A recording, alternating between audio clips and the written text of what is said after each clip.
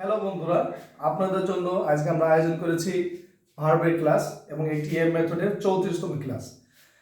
Verb বিষয়টি খুবই গুরুত্বপূর্ণ, আপনারা জানেন, এবং এই ক্লাসটা আমরা কয়েকটি পর্বে সম্পাদন করব। আজকে তার প্রথম পর্ব। সো ভার্ব কাজ সম্পন্ন, আমরা জানি যে কর্তা যা করে সব কিছু হচ্ছে ক্রিয়া, ঠিক আছে।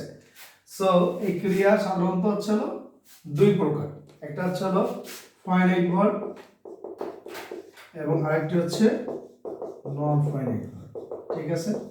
এবং আমরা জানি যে ফাইনাইট ভার্ব এটা হচ্ছে দুই প্রকার, একটা হচ্ছে হলো প্রিন্সিপাল ভার্ব এবং একটা হচ্ছে হলো অক্সিলারি ভার্ব। এবং নন ফাইনাইট ভার্ব তিন প্রকার, একটা হচ্ছে হলো ইনফিনিটিভ, একটা হচ্ছে জিরান্ড এবং আরেকটা হচ্ছে পার্টিসিপল। ফ্রেন্ডস, আমরা আসলে যে পরীক্ষা দিই না কেন এবং যে ক্লাসে পড়ি না কেন, সিক্স থেকে বিসিএস প্রত্যেকটি ক্লাসে এবং প্রত্যেকটি পরীক্ষায় আমাদের এই ভার্ব অধ্যায়টি খুবই গুরুত্বপূর্ণ। আসলে বেসিক বিষয়টা যদি আমরা না জানি তাহলে কিন্তু আমরা ভালো অবস্থান নিতে পারবো না আমাদের পরীক্ষায়। আচ্ছা, শুধু কি এমসিকিউ ক্ষেত্রে ভাব গুরুত্বপূর্ণ? আমি বলছি যে না। আপনারা দেখেছেন এবছর বিশ্ববিদ্যালয় পরীক্ষার জন্য রিটেন প্লাস এমসিকিউ দুটি বিষয় আছে, ঠিক আছে। এবং আমরা জানি নিবন্ধনে কিন্তু এমসিকিউর পাশাপাশি রিটেন আছে, ব্যাংকে কিন্তু এমসিকিউর পাশাপাশি রিটেন আছে, একইভাবে বিসিএস এ কিন্তু এমসিকিউর পাশাপাশি, অর্থাৎ এমসিকিউ হচ্ছে কিন্তু বেশি শক্তিশালী হওয়া লাগে রাইটিং কোয়ালিটিতে। কিন্তু রাইটিং কোয়ালিটি আমরা ভালো করতে পারি না, কারণ হচ্ছে কি এই যে উপাধিটি আছে বাক্যের ভার্ব, এই সম্পর্কে আমাদের ভালো জ্ঞান নেই। সো আমরা চেষ্টা করছি আপনাদেরকে বেসিক অ্যান্ড ফান্ডামেন্টালি ভার্ব সম্পর্কে একটা ভালো ধারণা দেওয়া যায় কিনা, ঠিক আছে। সো ভার্ব সাধারণত দুই প্রকার, finite verb, non finite verb. আপনারা সবাই জানেন যে আমরা তো জানি ফাইনাইট নন ফাইনাইট এটা ঠিকই আছে, সমাপিকা এবং অসমাপিকা। এবং ফাইনাইটকে দুই ভাগে ভাগ করে যায়, প্রিন্সিপাল ভার্ব, অক্সিলারি ভার্ব। আমি যেহেতু সেমি অর্ধেক লিখেছি ওয়ার্ডটা অক্সিলারি ভার্ব, বাকি অংশ অক্সিলারি ভার্ব। আর নন ফাইনাইট ভার্বকে তিন ভাগে ভাগ করা যায়, ইনফিনিটিভ, জিরান্ড, পার্টিসিপল।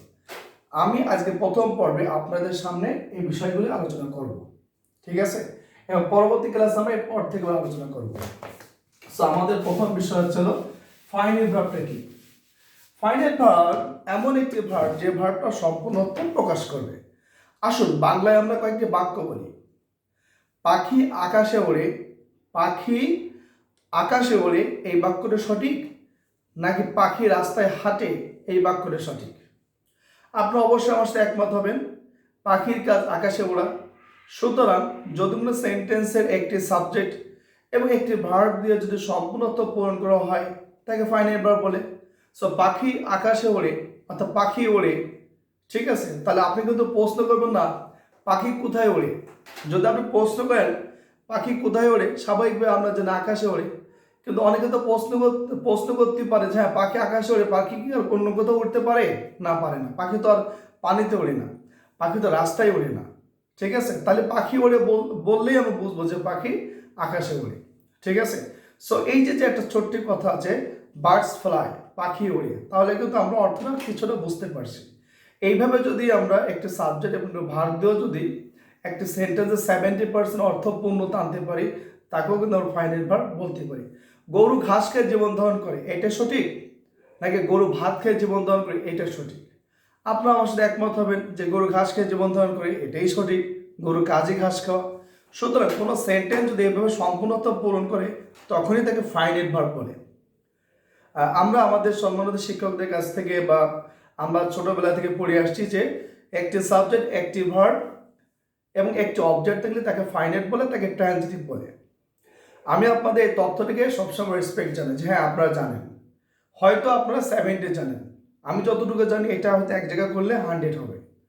সো আমি বলতে চাই যে অবজেক্ট থাকতেও পারে নাও পারে, প্লেস থাকতেও পারে নাও পারে, কিন্তু ভার্বের সম্পূর্ণ অর্থ তো পূর্ণতা দিতে চাই আমরা, যে একটি ভার্বের সম্পূর্ণ অর্থ পূর্ণ পাবে তখন এটা ফাইনাইট হতে পারে। যেমন আমরা যদি বলি শিশুটি কাঁদে, দ্য বেবি ক্রাইজ, এটা সঠিক নাকি শিশুটি হাসে, এই কথাটি সঠিক। আপনারা আমার সাথে একমত হবেন যে শিশু যদি হাসে তখন তার মা তাকে খেতে দেবে না। শিশু যদি হাসে তার মা মনে করবে শিশুটি ভালো আছে, কোনো অসুবিধা নাই। ঠিক আছে, তাহলে হাসাটা এমন একটা অবস্থা যে অবস্থায় কিন্তু আমি বুঝতে পারছি না শিশুর কিছু প্রয়োজন কিনা, অর্থাৎ সম্পূর্ণভাবে মনের ভাব প্রকাশ পাচ্ছে না। কিন্তু শিশুটি কাঁদে যদি আমি বলি, তাহলে কিন্তু তার মা বুঝতে পারবে যে তার খাবার প্রয়োজন, তার জামা কাপড় পরানোর প্রয়োজন, তাকে পরিষ্কার পরিচ্ছন্ন করার প্রয়োজন, তাকে ঘুমানো অবস্থায় নিয়ে যাবে এমন একটা অবস্থার প্রয়োজন।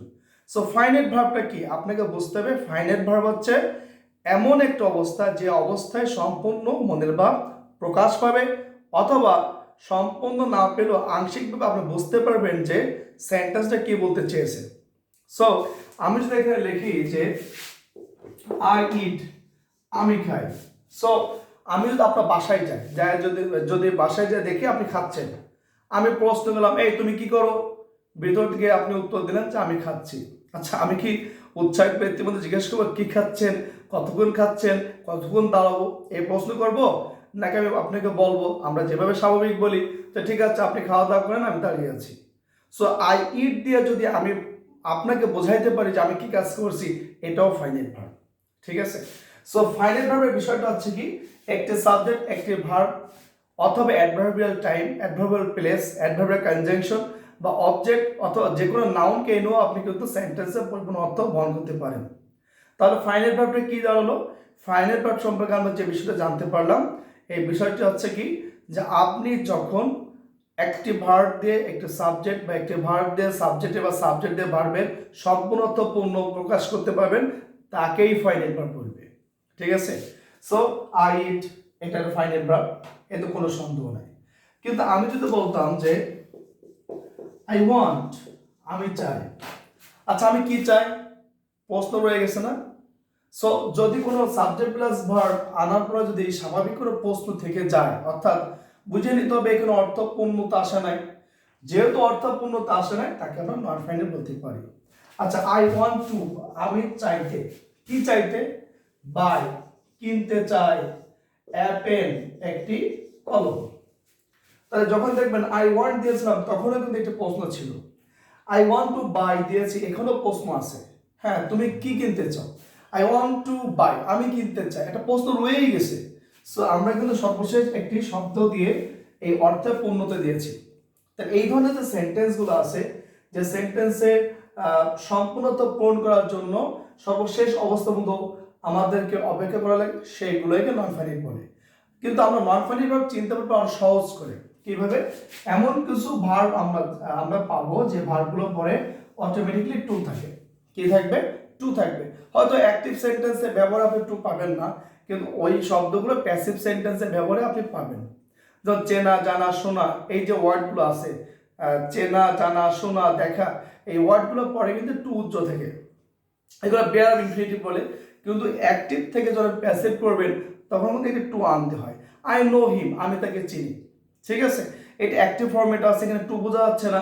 কিন্তু যখন আপনি প্যাসিভ মুডে নিয়ে আসবেন, he is known to me, ওইখানে কিন্তু নোট বাই টু চলে আসছে। সুতরাং এই নন ফাইনাইট এমন একটা অবস্থা যে অবস্থায় verb plus to plus verb, অর্থাৎ এরকম থাকতে পারে verb plus to plus verb. ঠিক আছে, অর্থাৎ ভার্ব টু প্লাস ভার্ব থাকলেও তাকে আমরা নন ফাইনাইট বলতে পারি। অর্থাৎ এমন কিছু শব্দ যে শব্দগুলো একটা টু প্লাস ভার্বকে বহন করে। এর বাদেও আপনারা টফেলের যে ক্লিপস বইটা আছে, টফেল ক্লিপস এই যে বইটা আছে, এই বইটা 57 পেজে একটি বক্স দেওয়া আছে।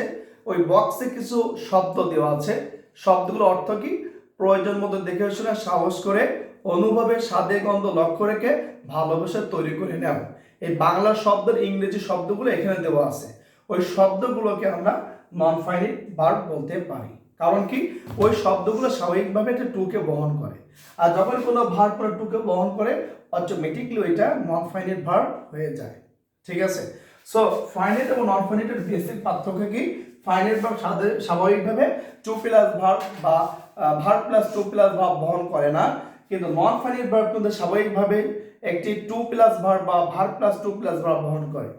বন্ধুরা, আমি আশা করি যে আপনারা আমার এই যৌক্তিক কথাবার্তার মাধ্যমে বুঝতে পেরেছেন যে কোনটি ফাইনাইট কোনটি নন ফাইনাইট।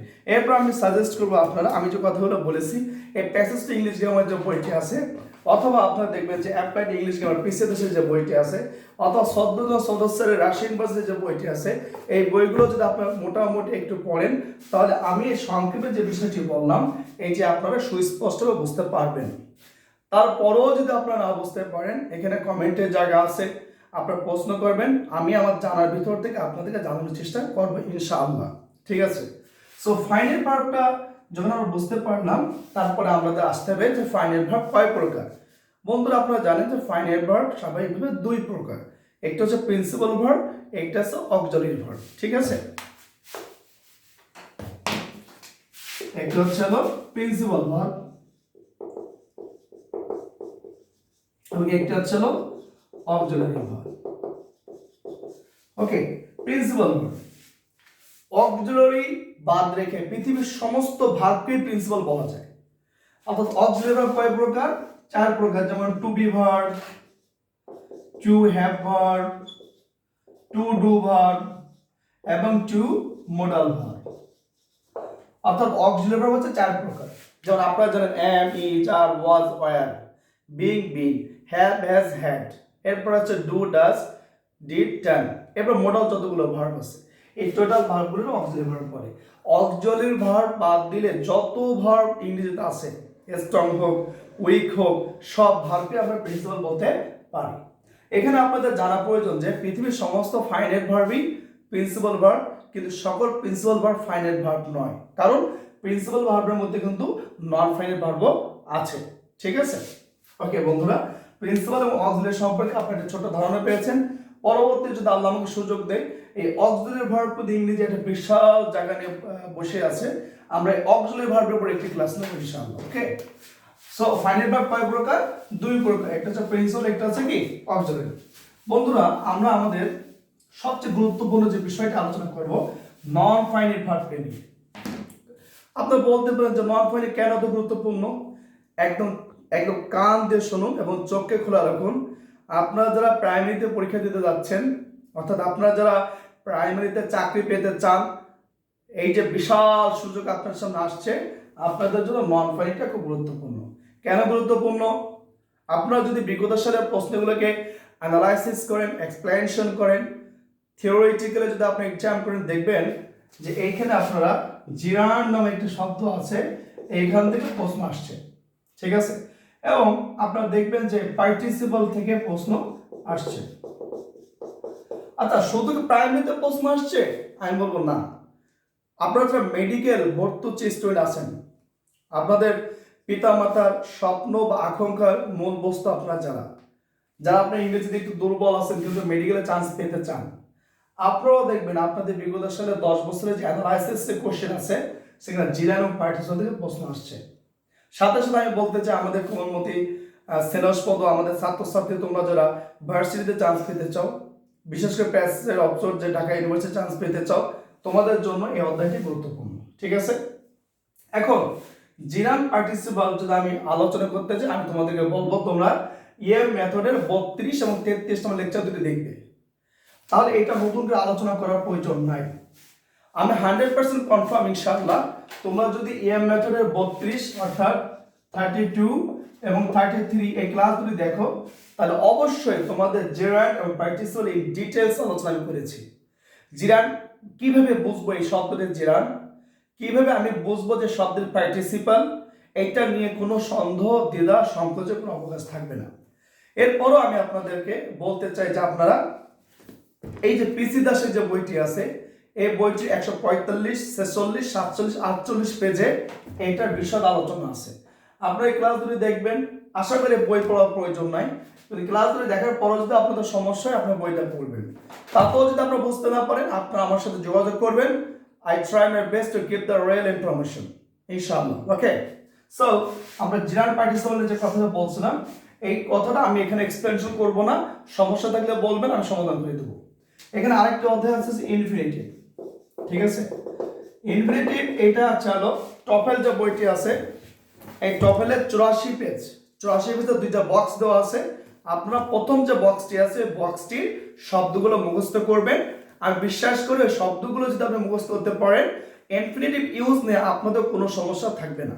তারপরে আমি বলতে চাই যে কিছু কিছু শব্দ আছে যে শব্দটা আমরা বলছি টপেলের 57 পেজও আছে, একটা ছোট বক্স দেওয়া আছে 57 এবং 84 পেজ। আমি আবারও বলছি, টপেল ক্লিপসের 57 এবং 84 পেজে দুইটি বক্স আছে, 57 পেজে একটি, 84 পেজে একটি।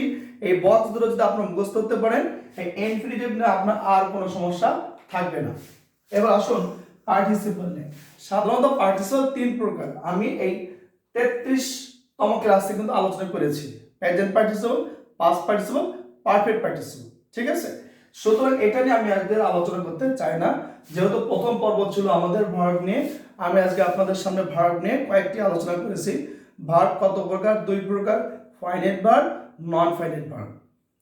ফাইনাইট ভার্ব নিয়ে আলোচনা করেছি কিভাবে আমরা চিনব এটা finite verb. Non finite verb নিয়ে আলোচনা করেছি কিভাবে চিনব এটা নন ফাইনাইট ভার্ব।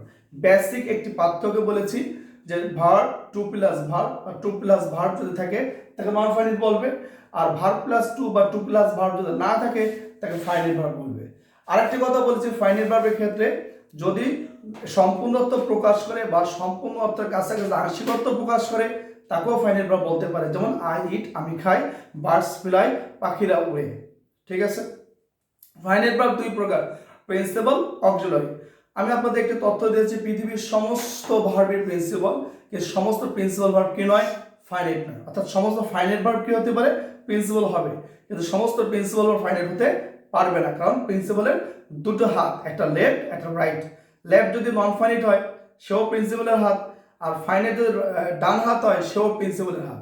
সুতরাং প্রিন্সিপাল ফাইনাইট হতে পারে, নন ফাইনাইট হতে পারে, কিন্তু সমস্ত ফাইনাইট ভার্ব প্রিন্সিপাল হলেও সমস্ত প্রিন্সিপাল ফাইনাইট নয়।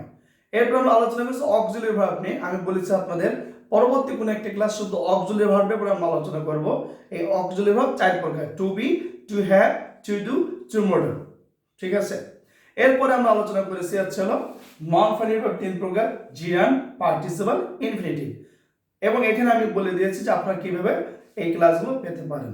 বন্ধুরা, আশা করি যে আপনাদের এই ক্লাসটি কাজে লাগবে আপনাদের জ্ঞানকে প্রসারিত করার জন্য, এবং আপনারা যা জানেন সেই জানাটাকে আরো সুন্দর বিশুদ্ধতম করার জন্য। আপনারা ইএম মেথডের সাথে থাকবেন এবং আপনারা অতি শীঘ্রই ইএম মেথড ইউটিউব চ্যানেলের মাধ্যমে যাচ্ছি, সাবস্ক্রাইব করবেন।